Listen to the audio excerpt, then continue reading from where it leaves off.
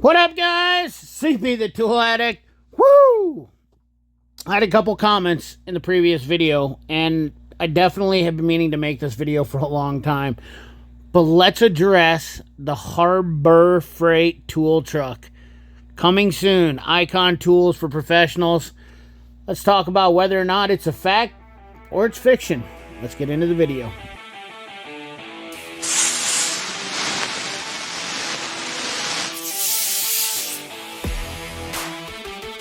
Alright, ladies and gentlemen, so I've had this comment come up and I've seen it go all over the internet, and there's a lot of people that think there's going to be a Harbor Freight truck coming. And I imagine this is one comment, and I imagine it'll only be a matter of time until Harbor Freight tool trucks start showing up at shops. My reply to that is you will never see a Harbor Freight tool truck ever. I will make a video and explain to you why so you can understand it. And that's this video right here. Look at this big boy train that came through Iowa. Jay Leno was on it. I don't know if you guys saw it. This thing weighs like 252 tons. Just incredible. The 4014 big boy train. It was absolutely incredible to see. I just thought I'd share that with you guys if you heard about that or whatnot. It was a great sight to see. And don't worry, if you're in a taco emergency, call 911. A little humor to get this video going, but let's get into things. So let's talk about Icon Tools and why I think that there will never be a tool truck, and give you some pretty good, realistic facts about the Icon tool line and why it would never be a fact. Now, this is a complete non-biased video, and I'm not going to say anything negative towards the tool brand or the company itself. I just want to explain to people, because I hear this comment a lot, and I don't think people actually understand. And since I did a previous video about a tool truck, I thought this would be a good time to explain it to people. And hopefully some people will get this, why this won't happen. And you'll never see an Icon or Harbor Freight tool truck ever. First thing, the reason why they'll never have that done is because they don't have anybody to run them. Harbor Freight has 1,537 stores, the largest being in California, which with 141 stores is about 9% of all Harbor Freight tools. They have a lot of money invested in brick and mortar stores. Now, much like my previous video talking about franchises, the thing that makes the tool industry work and why there's tool trucks is because they franchise out these trucks so that they don't have to have the overhead invested in the tool trucks. And that's a big part of why tool trucks exist. Honestly, if it wouldn't be for the owners of those tool trucks, and they are independently owned, you wouldn't see tool trucks, because a company would not go to this length to start up a mobile tool business when building a brick and mortar store is much more cost effective. When you're talking about investing an initial investment of $334,000 into a tool truck, to be honest with you, and doing that on a Harbor Freight truck wouldn't be much different, regardless of the price of the tools that people think. In order to take a tool and make it cost effective, now try to give you some rough numbers here. If you think about this, let's just say, I'm trying to think of something, the pair of pliers, okay? The Icon pliers, let's say a pair of Icon pliers is $19.99 in the store. They would have to sell them to the tool truck vendor for a discounted rate in order for them to make that money but not be competitive with themselves. And it would really mess with their sales numbers. If that makes any sense to anybody, that's a real big problem here with having a tool truck. Think about it this way. Harbor Freight would be basically costing themselves money to sell. They would have to sell it cheaper to the tool truck driver, and it just doesn't make any sense financially. And hopefully people get that. Like, it doesn't, let's say it costs Harbor Freight $7.99 for those pliers, and they sell them for $19.99. They would have to sell them for $5.99 to the tool truck guy in order so they could both sell the pliers at $19.99 and not be a different price. Now, the other event is that maybe they don't do that, but now the tool truck dealer has to account for interest in making payments on tools.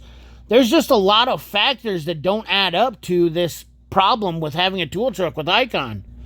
You know, the franchise business of tool trucks has been around for so long.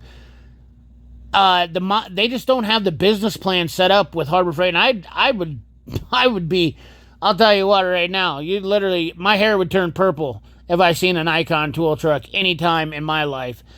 It's really, like I've said before, the tool truck business is not the greatest.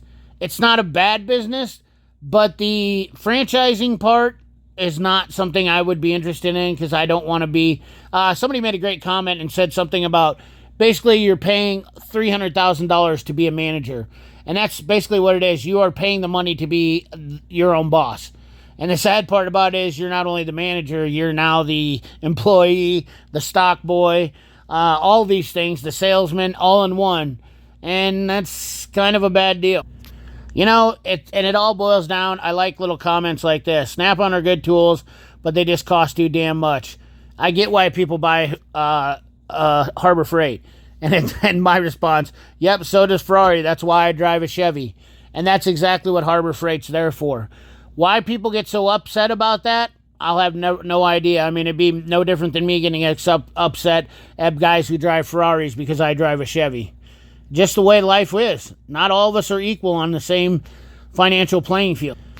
Harbor Freight has a business mind to, like I said, help provide tools to people who want to be on a budget.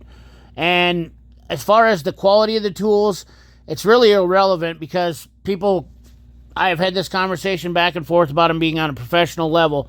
The tools that I own, and it's just my perspective, the tools that I own don't meet the same requirements as what I would be looking at Harbor Freight. So I would be downgrading in some cases in some tools that I want.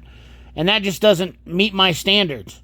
It has nothing to do with it. But as far as the tool truck goes, the reason why I still purchase off a tool truck is because I get customer service. And Harbor Freight lacks on some things that I don't like. Going back to the Icon tool truck, stocking a tool truck, they would have to require to have more individual parts. Repair kits for ratchets, stocking individual sockets, a lot of things that they don't have in place in their store now. So why would Harbor Freight, if they don't have these things implemented now, I don't see how they could even start doing a tool truck. The motion that they would have to carry through to get everything in place to start an Icon tool truck from a business perspective is just ridiculous. They have a credit card system where they could charge like that, but making payments on tools that they already are selling in their store for the, like, if I was a tool truck guy and I was offered an Icon or a Harbor Freight franchise, and yet I had to let somebody make payments on tools that were selling for the same prices in the store, there's not a chance that I would do it. There's no money in it. And that's the big thing right there. So who would Harbor Freight hire? They would have to buy the trucks, maintain the fleets, and they've already got the customers going into the stores. So why would they actually do something that would upset that problem? They're already competing with other tool companies. Coincidentally enough, the top 3 Harbor Freight competitors are Tractor Supply, CPO Commerce, and Snap-on Tools. So they already are competitive with Snap-on, which without even having a tool truck, okay? And I don't know how they come up with this number because I guess I assume that they're getting some feedback from professional mechanics, but Snap-on only deals predominantly with professional mechanics. They don't really source to outside DIYers. They don't have a brick and mortar store.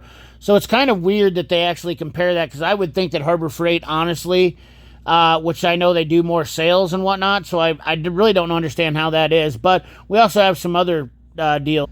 According to some of the alternatives and other competitors, Vever.com, SlashGear.com, Home Depot and Lowe's are one of the biggest competitors with Harbor Freight. So you can see these are also brick and mortar stores. So the majority of the businesses that they're in competition with are kind of bigger than Snap-on. And being Snap-on's third in place, I would think that Tractor Supply is a lot bigger entity in itself. So once again, meaning that a tool truck is really the last thing that Harbor Freight would ever want to do. And, you know, the thing is that there's so much fluff on YouTube for searching Harbor Freight. That's why I think Harbor Freight gets a lot of attention is, I mean, there's just mountains of people that are promoting Harbor Freight all the time. And hence this video could be people will try to make that out to be a big deal about me making this video. But the real thing is, I have seen that topic come up over and over and over, and I've wanted to address it in a way that showed my unbiased opinion about the tool truck and give a logical explanation for why there will never be an Icon tool truck. I've seen multiple people talk about why there would be, and they didn't really give good, plausible reasons. And I think I've just given good, reliable deniability as to why Icon will never have a truck. I mean, Icon and Harbor Freight and is just a huge search term, and a lot of YouTubers use it because it gets them views and subscribers. Since the line has been released and everybody's talked about the lifetime warranty, and they show pictures like this where you can make these big giant toolboxes, I've never seen this in real life. Anybody ever have this set up yet to date? But maybe someday. My biggest problem with the Icon toolboxes is that it would be a lateral move for me and a waste of my money. And I've seen guys trade in, I've seen a couple guys, not many, but I've seen a couple guys trade in their Snap-on boxes for Icon.